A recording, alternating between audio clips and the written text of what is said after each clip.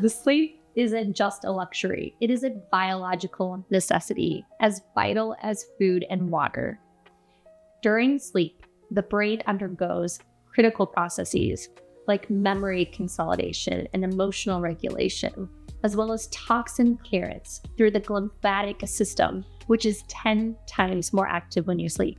On a cellular level, sleep helps to regulate cortisol and insulin, which helps to balance our stress and our metabolism. There are studies that show a single night's sleep can elevate our inflammatory cytokines, disrupt our HPA axis, and impair cognitive function. Lack of sleep is linked to a 48% increase in heart disease and a 36% increase in colorectal cancer. Sleep is important, but sleep doesn't just prevent disease. It helps fuel creativity. It helps sharpen our focus. It helps support muscle repair and immune balance. Sleep does so much good for our system. It's not just about getting more rest. It's about improving the sleep that we have and improving the foundation of our health and longevity by getting better sleep. Tonight, when you close your eyes, you're not just resting. You're healing, strengthening, and improving your entire body. So let's dive into the different stages of sleep. Stage 1 is light sleep. This usually lasts for about 1 to 5 minutes. This is the transition from wakefulness to sleep. During this phase, our muscle activity slows and our brain waves change from alpha to theta.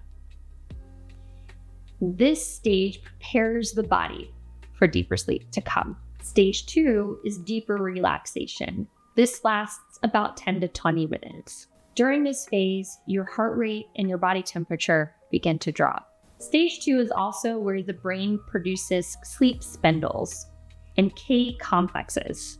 These are bursts of brain activity that help support sleep and memory consolidation. During this cycle, our learning enhances, our memory and our sensory processing all reboot. Stage 3 is our deep sleep. This phase lasts about 20 to 40 minutes, and our brain starts to transition to delta waves. This stage is critical for tissue repair, immune function, and muscle growth. It is during this stage that growth hormone is released. Stage 3 is really important for physical restoration, brain detox, and immune balance. Stage 4 is REM, or rapid eye movement sleep.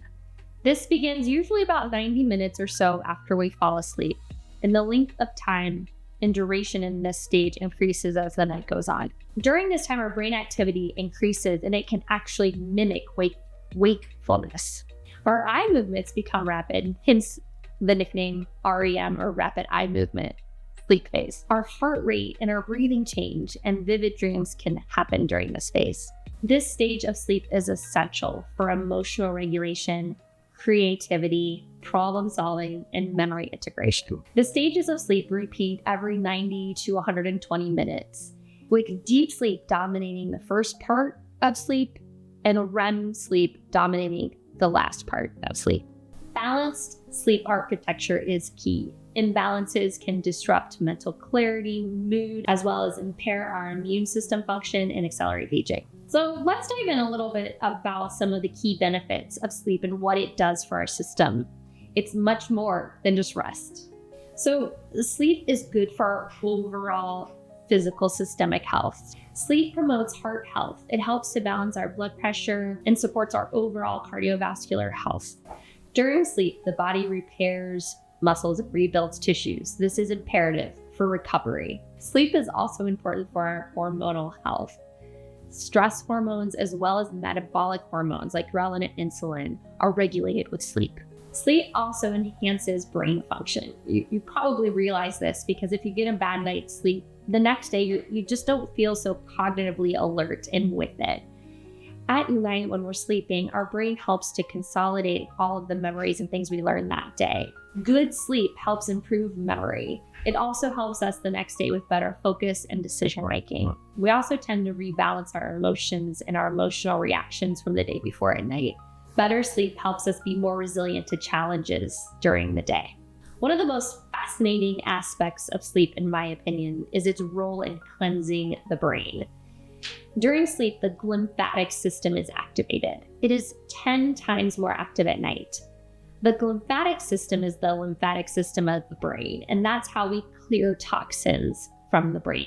This is specifically active during stage 3 of sleep. The glymphatic system helps remove toxins from the brain, but it also helps to mobilize cytokines and other signals that your body is creating. This might help with some neuromodulators or other growth factors that the central nervous system needs to share with the rest of the system or itself.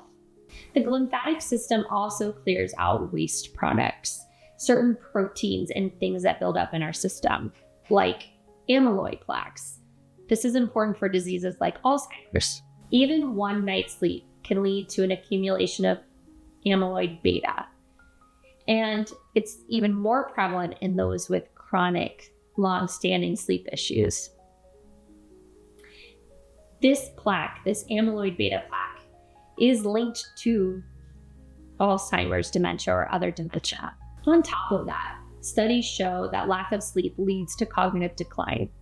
And undoubtedly, this impaired toxin clearance that comes from impaired sleep plays a role. Sleep is also vital for our immune system to function properly. Sleep enhances our immune function. Better sleep leads to stronger and more active T cells. Sleep also helps regulate inflammation and reduce inflammatory cytokines in our system, and overall strengthens immune recovery as well. There's evidence that show if we get less than 6 hours of sleep, we are more prone to catching a cold or the flu. Pretty interesting stuff. So all of that to point out that good sleep is very important and helps many different systems in our body. But what happens if you don't get enough sleep? Well, it increases your risk for disease. Studies show sleep deprivation is linked to high blood pressure, diabetes, neurodegenerative disorders. It's a big deal. You can also have issues with weight because of your sleep. Sleep helps regulate some of our metabolic hormones like ghrelin and leptin and insulin. And when those are disrupted, it affects our appetite, our satiation, the amount of food that we eat, and how our body reacts to that food. And poor sleep alone can add to weight gain. Lack of sleep is a stress. It is a stress on the system. So when we don't sleep well, our cortisol can go through the roof, leading to more inflammation and other chronic diseases. And as I mentioned before, if you don't sleep well, you might get sick more often. Sleep is really important to help boost those immune cells. So if we don't get enough sleep, we're going to have a harder time fighting off common colds. The good news, prioritizing your sleep can dramatically improve your health. So where do we start? Let's go through some tips of some different ways to help you work through this and optimize that sleep. Sleep isn't just a passive state of rest. It's a dynamic, essential process where your body and mind undergo profound healing, growth, and repair. Each stage plays a unique role in our healing. Deep sleep restores tissues, boosts immunity, and releases growth hormone. REM sleep sharpens memory, processes emotion, and fuels creativity. First things first, we want to try to stick to a consistent schedule. Our body has its own inherent clock or circadian rhythms that help us regulate when to be awake and when to be asleep. So we want to honor that and try to follow that and try to help our system fall asleep when it needs to be asleep and be awake when it needs to be awake. One thing that's very helpful for this is to make sure you get sunlight in the morning. And it can be a gray day. It doesn't have to be a sunny day, but getting outside in the morning without sunglasses on can really help to wake your body up so it learns that this is morning. Now, I know that sounds weird. We're talking about sleep, but getting that sunlight in the morning will help to turn your system on so you can actually sleep better at night. Another way to help with that in light is to wear blue blockers, sunglasses, or change your phone screens to minimize the blue light at night. Blue light is going to activate and stimulate your wake up cycles. So at night, when we're trying to unwind and get ready, we want to try to block that signal from our system. Another timing sleep support is exercise. Moderate intensity exercise especially is very good for increasing deep sleep. We just don't want to do it too much before bedtime. If you do it too close to bedtime, it might actually keep you awake. So good rule of thumb is to stop exercising a good 3 hours before you aim to go to sleep. The next area to focus on is creating a relaxing nighttime routine. Think about when we're little kids. Our parents have to help us get ready for bed. We take a warm bath, we read a story, we cuddle, we unwind from the day. But as adults, we tend to not do that. We go, and then we watch our screens and we do this and we do our to-do list and da-da-da. And you're like, why can't I sleep? I don't understand why I can't sleep. Well, we're too revved up. We have to allow ourselves that time to unwind at night. And this is different for everybody. And there's a lot of different ways to create this routine, but you need it too as an adult. It's not just for kids. So some of my favorites is to take a nice, relaxing Epsom salt bath. Use at least 2 cups of Epsom salts in your bath. And you can drop some lavender essential oils. You could light a candle, listen to some music, read a book. Have that as a ritual and a routine to unwind for the day. Another one is drinking tea. So some people like a nightcap with alcohol at night, but alcohol usually actually makes sleep and our sleep architecture worse. So a different option is tea. Making a nice warm cup of tea is also in and of itself relaxing and calming and a good ritual to tell yourself that you're ending the day. Herbs like chamomile, valerian, lemon balm, these are all sleepy teas that can also help you fall asleep at night. Some other tips here to this routine that you can create. One is to lay on an acupressure spike mat. That helps to increase circulation. It helps to get us to sleep at night. You can also listen to binaural beats. So this is music using your headphones to help affect your brain waves to get into that theta and delta brainwave sleep. You can also use other wearables like an Apollo Neuro bracelet to stimulate sleep and get you ready and get that brain prepped to relax and unwind. Another tip for sleep support is actually blood sugar balance. We don't always think about this, but our adrenals affect our blood sugar levels in our system. And if we're under a lot of stress, for example, those adrenals can really affect our blood sugar balance and it will wake us up because our blood sugar is too low. Typically, that's going to happen around 3 a.m. in the morning, but it's different for everybody. If that's happening to you, you might consider a small, high protein or healthy fat snack at bedtime. Doesn't have to be anything big, a handful of pistachios, half an avocado, but this will help keep your blood sugar more steady throughout the night and potentially prevent that 3 a.m. wake-up call. You can also work on activating your parasympathetic nervous system throughout the day. This will help with your overall sleep at night as well. That parasympathetic nervous system is our rest and digest. So if we're working on getting some rest and digest throughout the day, it will actually help our sleep at night as well. There are yoga techniques, stretching, or even non-sleep deep rest that you can do throughout the day that will help to bring that parasympathetic nervous system into balance. Vagus nerve exercises can also help. This is a big nerve that connects your brain to your gut and is actively imperative for our autonomic nervous system and that sympathetic balance. Things like deep breathing, in through your nose for 4, out through your mouth for 8, breathing, humming, meditation. These throughout the day are going to also help to rebalance your vagus nerve. This is all going to let your nervous system know that it's safe and okay to rest and relax. And that's really important for a lot of us to work on and actively activate. My last tip here is to optimize your environment.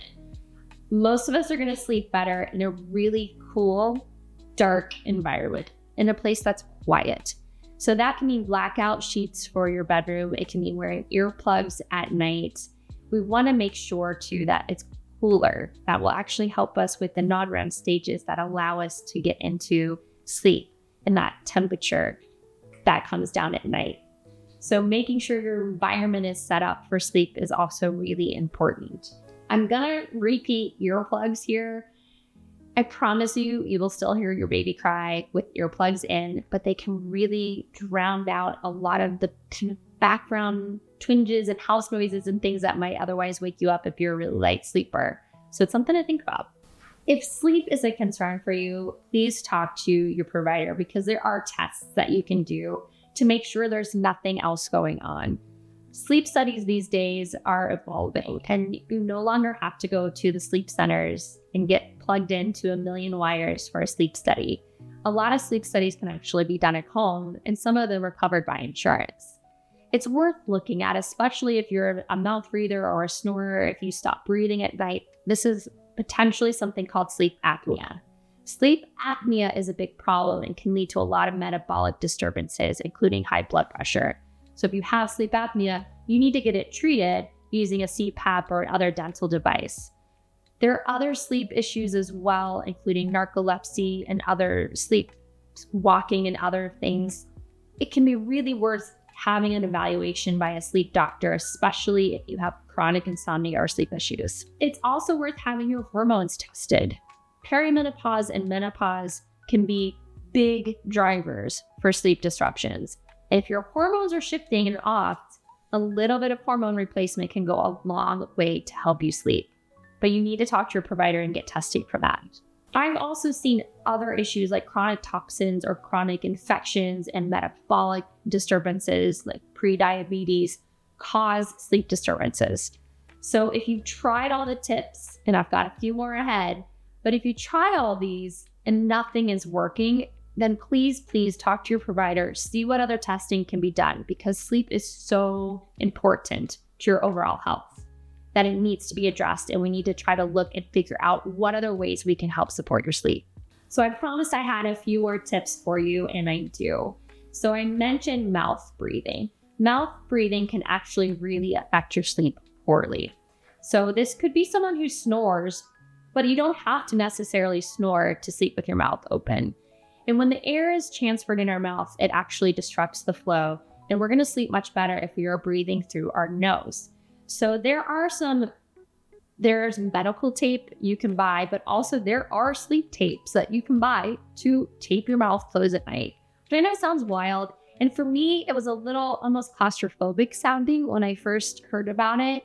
But these tapes are designed to actually still be able to be opened if need be. And so you can practice with it at a time so you can prove to yourself that you can open your mouth if you need to.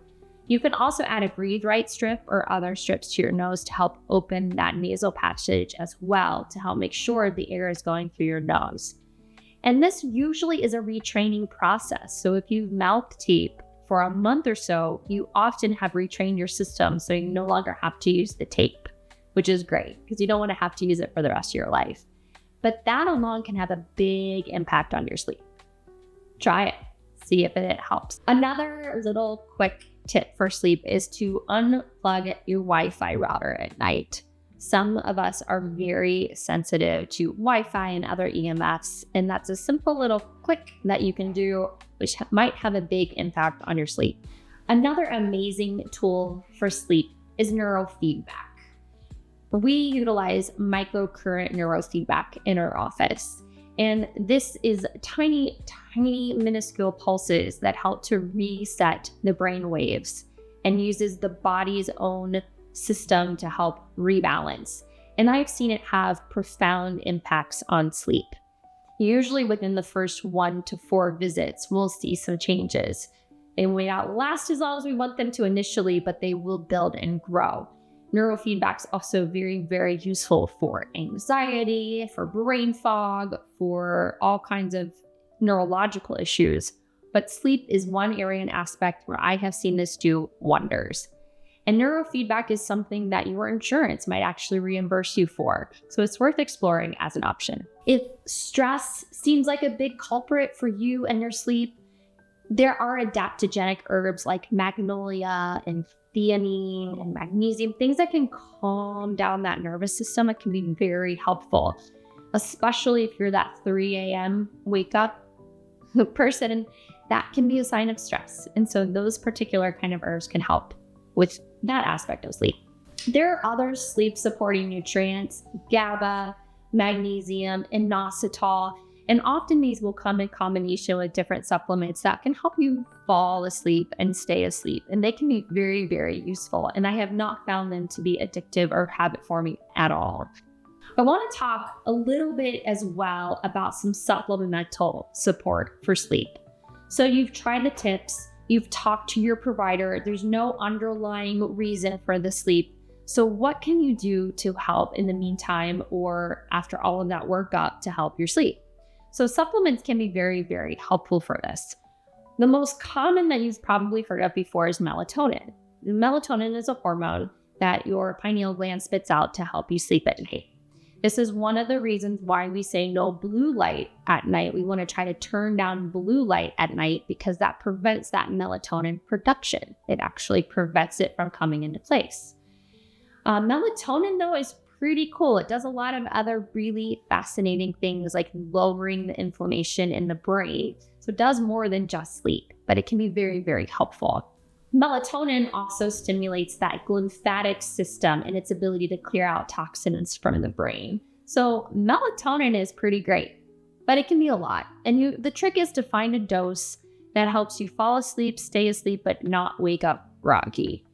And that can be a balancing act. For some people, it's as low as 1 milligram. For other people, we have to go up to 10 milligrams sometimes. So it's a balancing act, but it is something that is worth trying to see if that will help you. There are sleep herbs that are also helpful, and these do come in pill form, they come in liquid form, they also come in teas. So you can get these herbs in a tea form as part of that nighttime routine. Passion flower, lemon balm, lavender, valerian. There are several herbs here that you can utilize to help with getting into a better restorative sleep. To take some of the guesswork out, I have spent some time compiling my favorite sleep herbs from my favorite companies where I have seen be very effective and safe at helping with sleep. I've put together a pack that contains melatonin, lavender, as well as a combination of some of those sleep supplements, GABA, inositol, magnesium, theanine. All of these tend to make people very calm, sleepy, help ease you into that sleep. You can find this in our included materials that come along with the show. The quality of our sleep is determined by the choices we make all day, during the day, and at night. Prioritizing your sleep isn't a luxury. This is a powerful form of self-care. Please look into this. Think about the different tweaks and tips that you can make starting tonight to help with your sleep. And please address this with your provider because it is really important to get good sleep. And sometimes there's more information we need to find out to know why you're not sleeping well. Testing your hormones, testing your sleep studies. These are important tools that can really help us help you get better. But there's a lot of tips on here too. Hopefully tonight you will rest easy.